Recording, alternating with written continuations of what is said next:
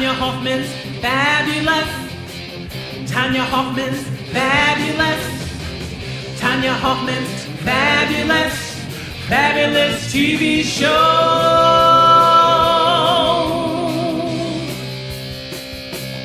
Tonya.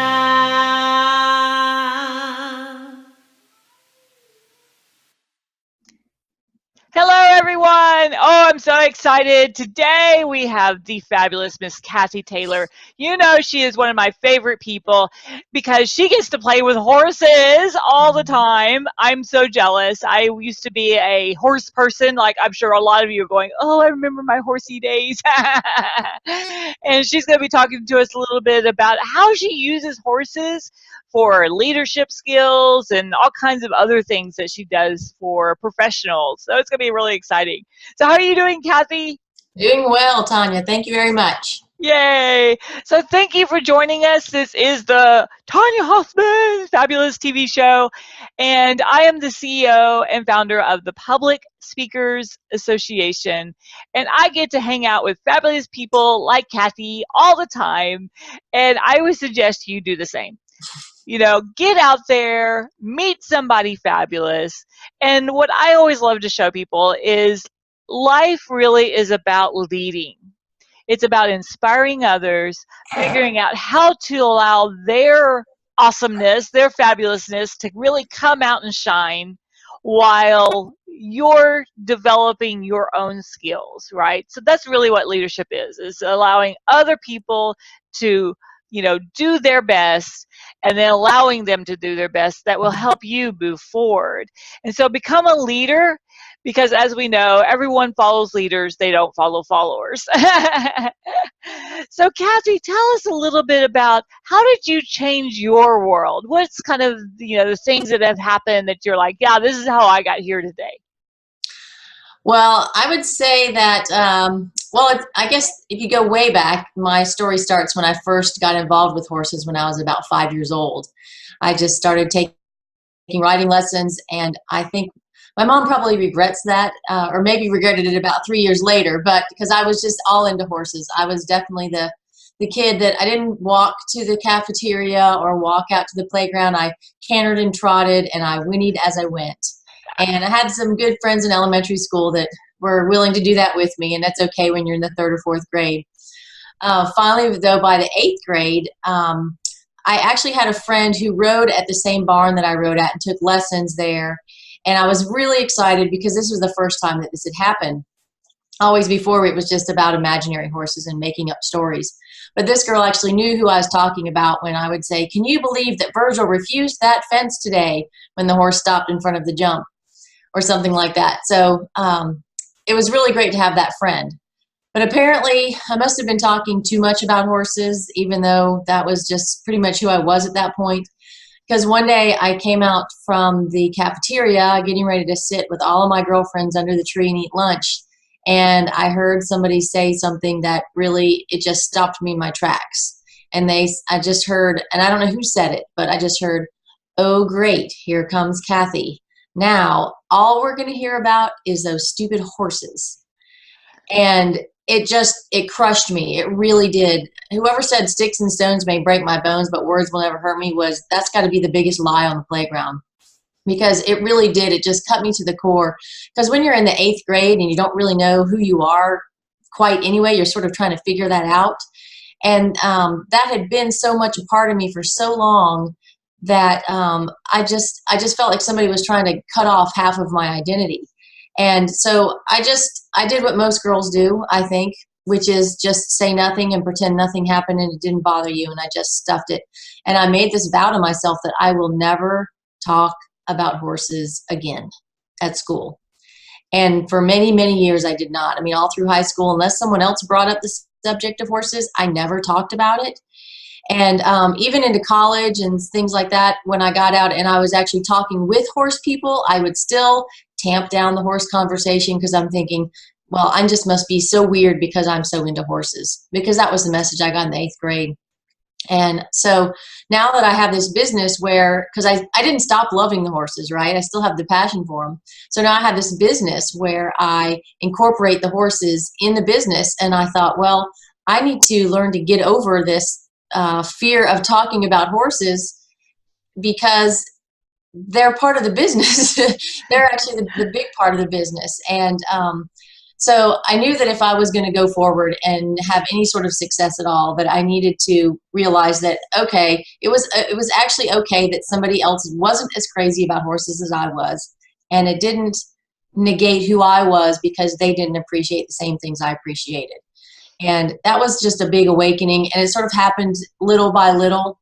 But just to be able to know that it's okay if I'm me and they're them, and allow that and celebrate those differences. Because if everybody loved horses, then I wouldn't have anything to teach anybody.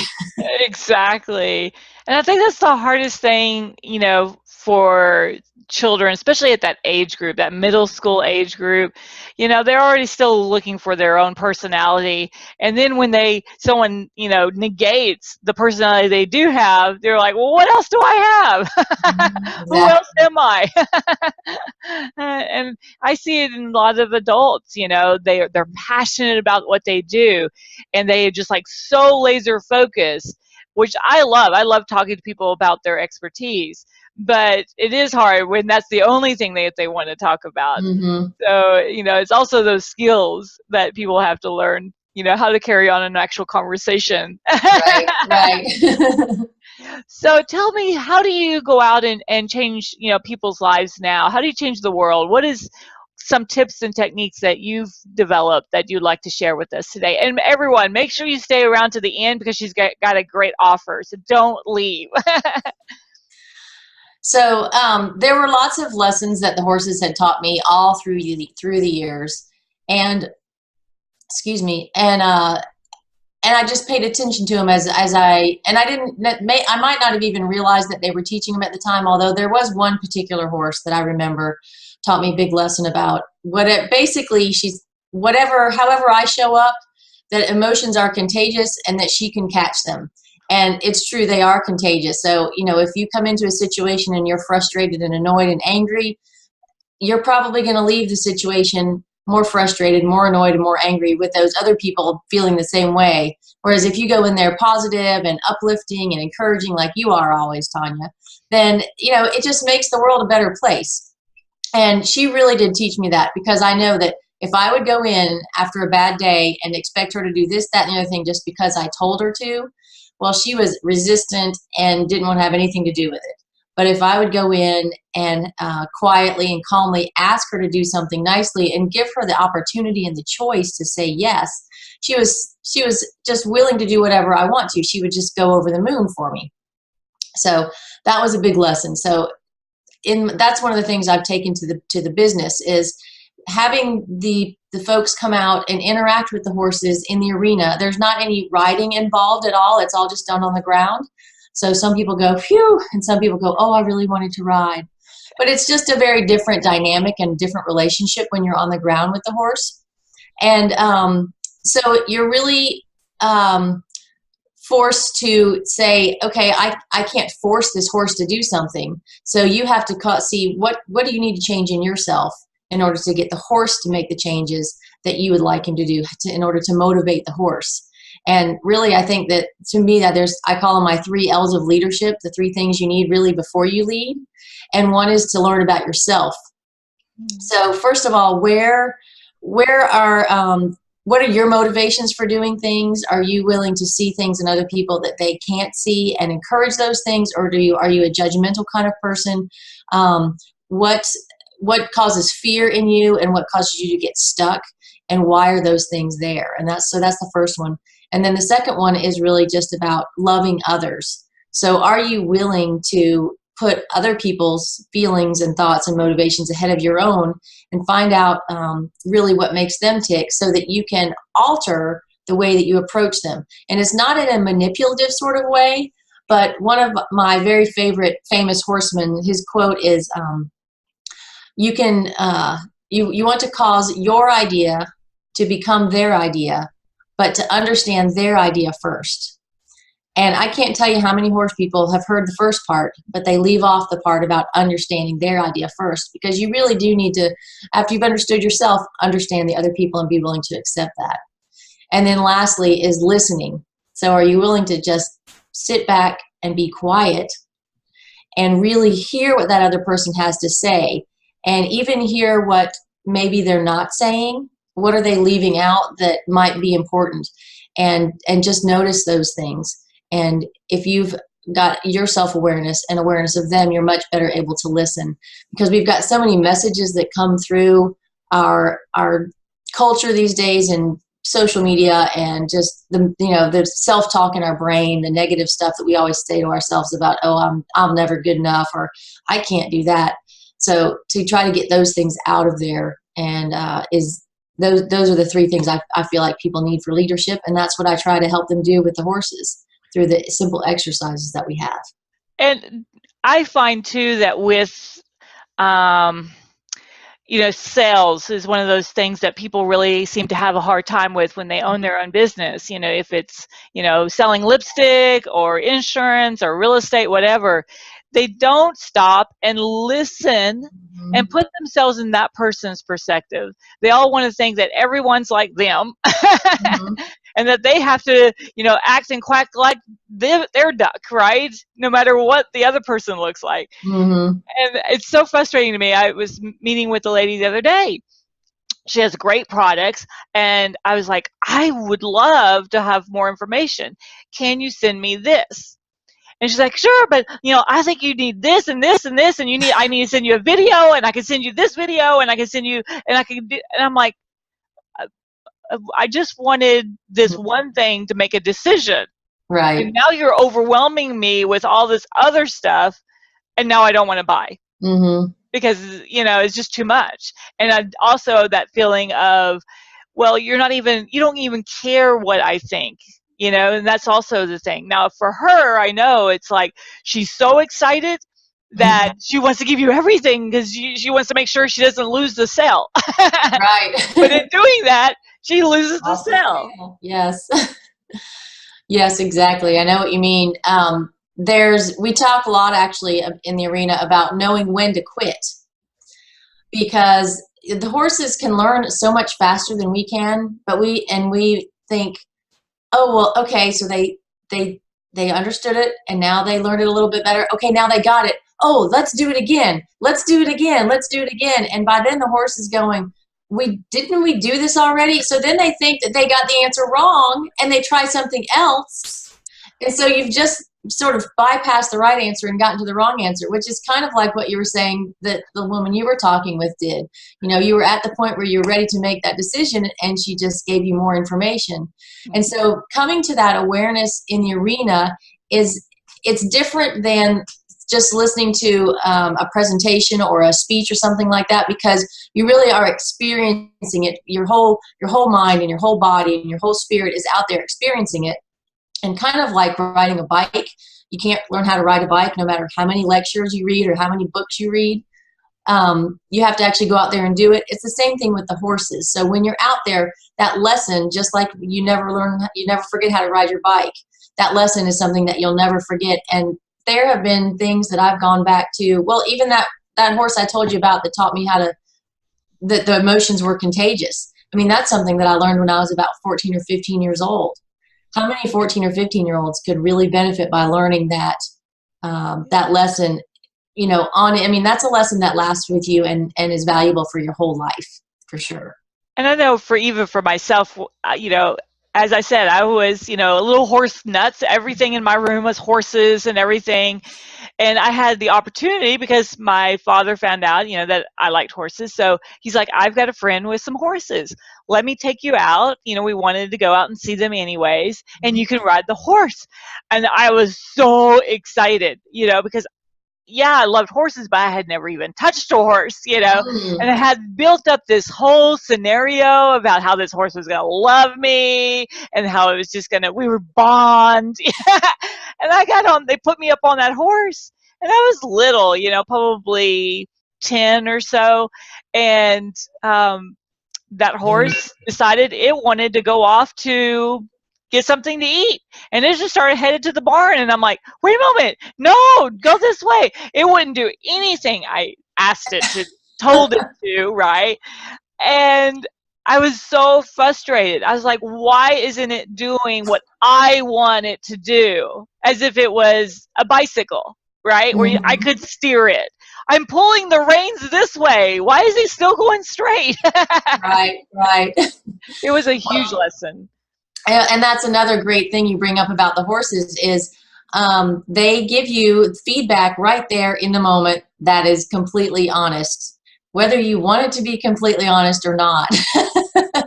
Sometimes it can be kind of a rude awakening, but it also brings up some things. A lot of times maybe a horse will walk away from somebody and they'll say, well, he doesn't like me. And I'm thinking, maybe it's not that they don't like you. Maybe it's just that you didn't approach them the way they like to be approached. And it's from a really much more of a confidence perspective. I have one horse that I can literally tell if someone is approaching her with a hi horse, is it okay if I pet you? I'm really nice. Will you be nice to me?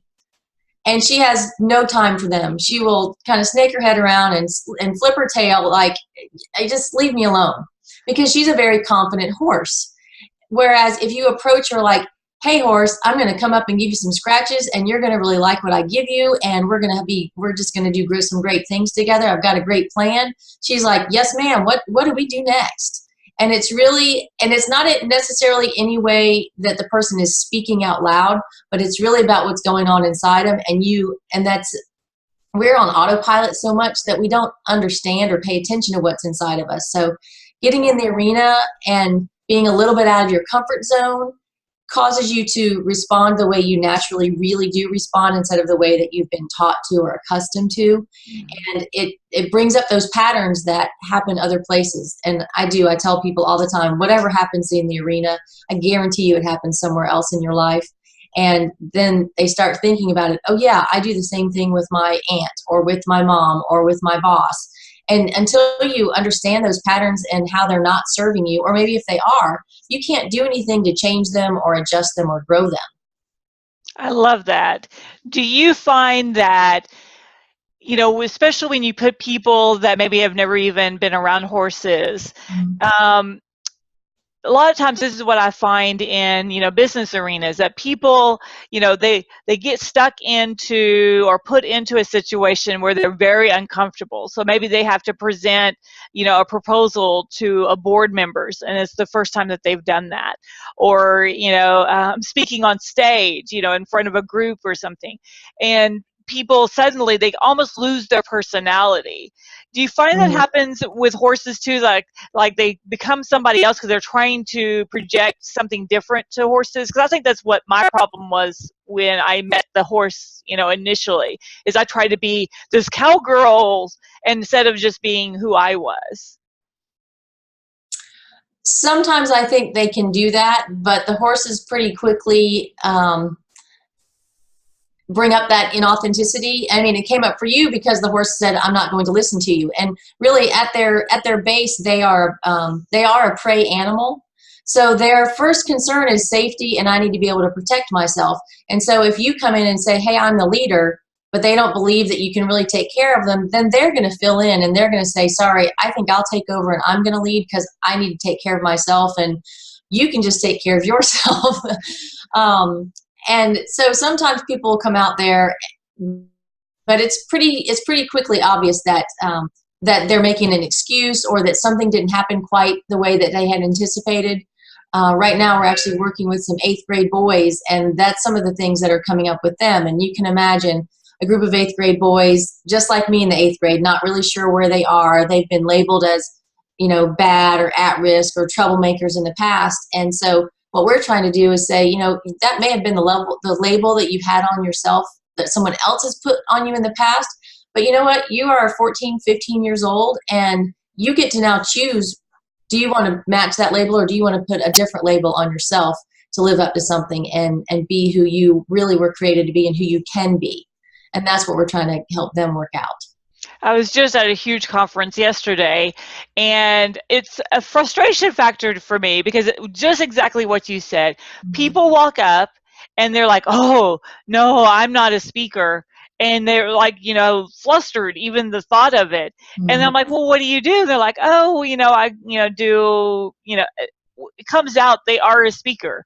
They just, in their mind, they don't see themselves as a speaker, because whatever they have, whatever label they put on themselves, they believed it, right? Whatever people have told them in the past, oh, you're not a very good speaker, or, whatever that is. People love to discount themselves instead of really seeing what the value is. And that, I've told everybody on this show before, my favorite quote is, life is not about finding yourself. Life is about creating yourself. So you have the decision on who you want to create.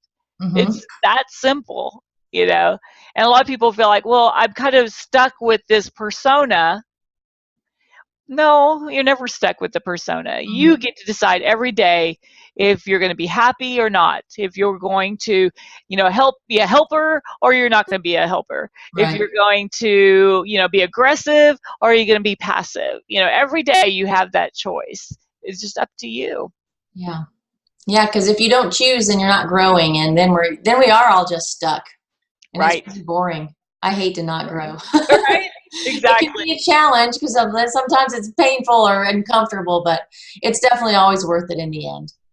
And with horses, do you find that people also understand how they kind of have to inspire others? So you're having to inspire the horse to do really what you're wanting it to ultimately do.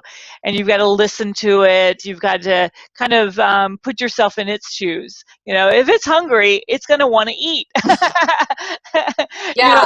In fact, not too long ago, we had some folks come out, and generally where I do my sessions, the horses only are out there during the sessions. So it's the place where there's grass, and there's some, it's kind of a treat to them, but I don't really think of it as that because they're out there to work. But this one person, she commented that she was a little annoyed that they were coming out there, that this was a treat because they weren't paying attention to her. But she also then realized that later on, once she figured out what they needed to be motivated, because she was really just kind of coming out there with this open heart, oh, hi, come see me, that sort of thing. And when she realized that she really needed to come at it from their point of view and, what really would motivate them, what's more interesting to them than a bunch of grass, then she had this huge aha moment. And, it's kind of funny, when she told me that later on, I kind of thought, well, duh. And then I thought about it to myself and thought, Kathy, you do the exact same thing. You just think, oh, here are these horses. Everybody should just come because they're so wonderful. And so I'm totally guilty of the same thing. And I learned something out there from the people and the horses every single time. I bet. It's kind of like being around young children. Yes.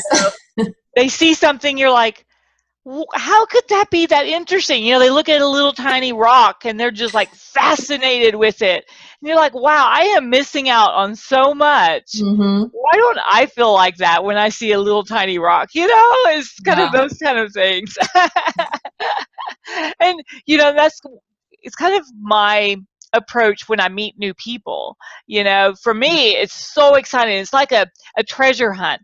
Who are they? Who do they know? What do they know? What could they teach me?